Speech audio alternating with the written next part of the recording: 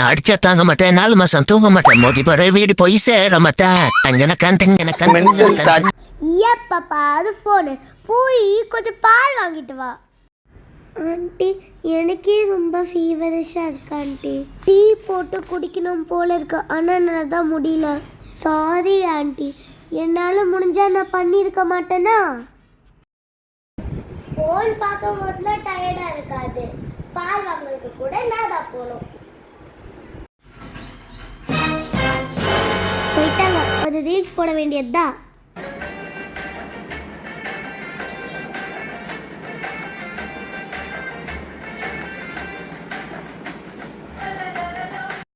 நல்லா இருக்கு ஆட்டோ.